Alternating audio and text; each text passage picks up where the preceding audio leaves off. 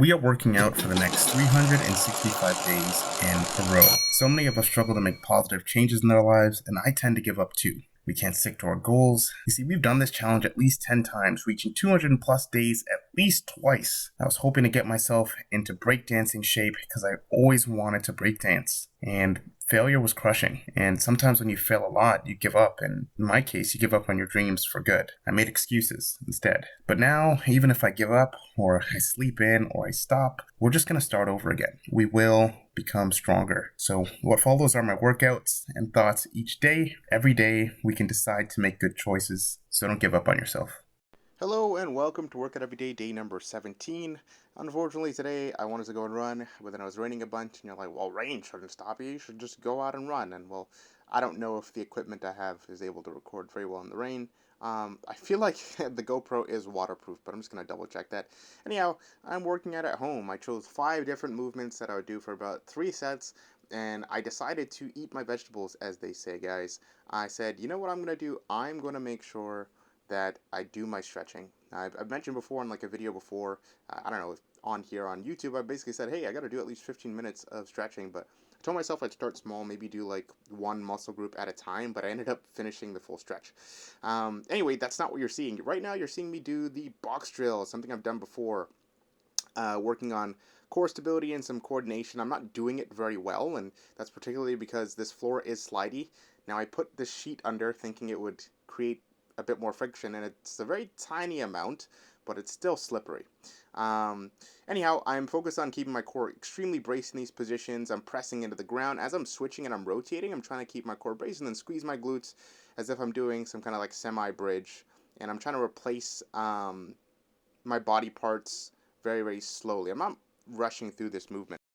They definitely did not feel the best on this floor, I will say.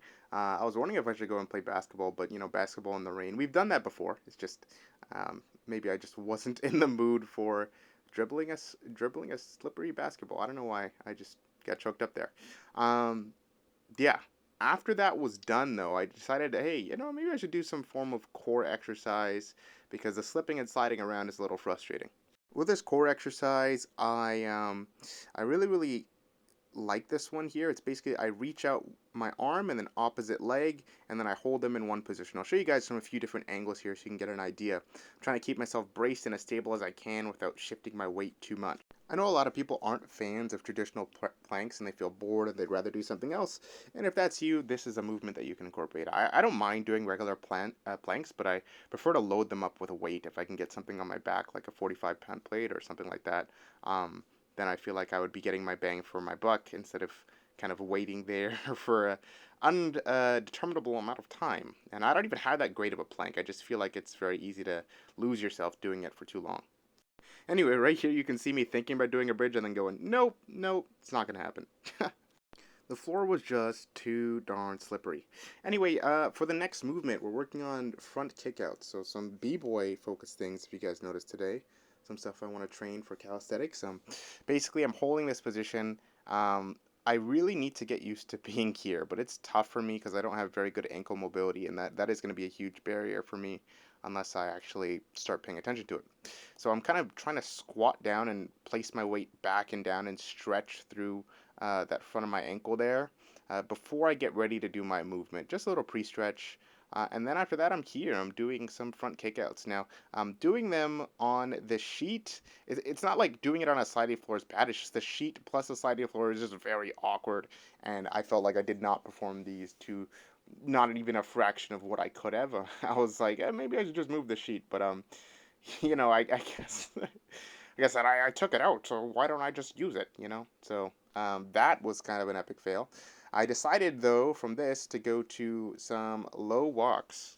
Now, low walks are really just kind of a low lunge, if you will, but I feel like it's a pretty effective movement for me training to be that low, and I kind of just do it like this. You can see me here using my hands to balance because I don't know. I felt like I really needed that. With enough time, though, it was good. I was able to do my walks, and I was able to work those quads, work those legs, which is awesome. So far, we've worked some upper body with the box drill, working our legs here, hitting our core. We're getting a little decent something something cooking here.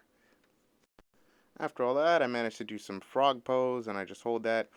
This movement felt pretty solid, especially in my first rep today, which I was pretty happy about.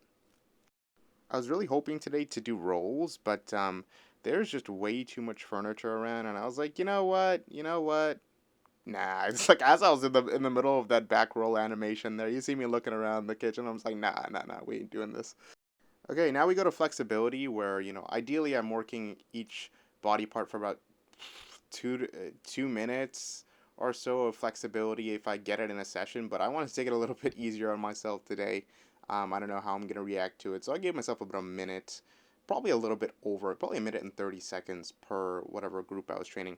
Anyways, here you can see me trying to do some splits, not very well, obviously, and trying to hold myself up. Because the floor is slippery, I can't really get into a split position and just hold it and then do whatever, which kind of sucks. So I just kept sliding endlessly, and I didn't want to injure myself. So yeah, I had to stop quite a bit. But I did do some dynamic movements as well as regular splits, which I'll show you right here. I wasn't able to do these really any further than this. I just was too afraid. You can see my feet sliding, and I'm panicking a bit. I'm trying to turn my toes forward to hopefully hold myself up as I do this, and I'm kind of hinging at the hips, using my glutes, and just coming up and being in a partial split position. And normally, if I had friction, I could do this much further out. And the reason why I do this is I've probably talked about this a zillion times by now, but like if I have flexibility, I want to be able to move in that range of motion as well as, have it. So I think it's important to do exercises like those. Now, my flexibility is trash. There is no sugarcoating it. It's not great, but you got to start somewhere, right? So yeah. As normal with any stretch I'm doing, I'm focused on breathing, right? So, oh yeah. By the way, there's so many movements where I just need something to cushion. Anyway, I focus on my breathing here. I'm gonna stretch out my hips. If you're wondering which hip I should be stretching, it is not the one in the front, guys. It's actually the one in the back that I'm stretching. Anyways, my hands go up. I try and open up my chest, and I'm really trying to get a deep stretch there. Let that knee that is on the ground fall backwards and just kind of stretch out the hip. I have very, very tight hips. I have very tight hams. I have tight almost everything in my legs. Um, and that is a whole other discussion. Whether a muscle is tight because it's strong or it's tight because it's weak, that all could change what you should probably do for it. And I know for a fact that my stretching routine is not optimized at all. Um, that is to say, you can stretch something and try and make it more flexible, and it could be the wrong choice for your body. So don't just do a stretch just cuz, unless you have like, especially if you're doing something for flexibility. Let me specify here. If you're training flexibility and you're really trying to make something flexible, just be careful. If you have any injuries, you have anything around that area that you're unaware of, that you might have caution around, um, just watch out. Okay, I've hurt myself during stretches before, and of course that's because of overstretching, but also just because um, I don't really put a lot of thought into it. I'm like, hey, you know what? I want that more flexible, and I just hammer that out. And I'm pretty sure for most people that's probably fine because they're not going to do an insane amount of stretching.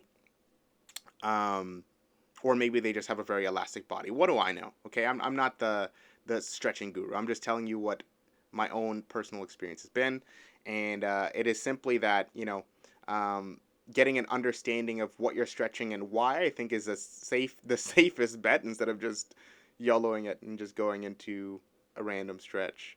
Granted, if you just do training and then you're stretching afterwards, there's nothing wrong with that. I don't think. I just specifically for people again who are aiming for pretty large flexibility gains and doing this regularly, hitting certain muscle groups regularly. Just be a little cautious, right? But yeah, like I said before, taking in nice deep breaths, keeping my core tight, and I'm pretty locked in on this stretch. And the last stretch that I do is for the glutes. Now, the stretch might not look like anything, but yeah, it hits the glutes pretty darn well, guys. I just pull my knee in, and yeah, I just begin to feel that glute on that leg that I'm pulling that knee from. And that wraps up today's workout. Hopefully you guys enjoyed or maybe learned a thing, or if there's things that you guys want to learn or you want me to explain more in depth, let me know. I'm just kind of sharing you guys my day, so I'm pretty casual about this whole thing. Anyway, take care. I'll see you in the next video. Bye-bye. Peace.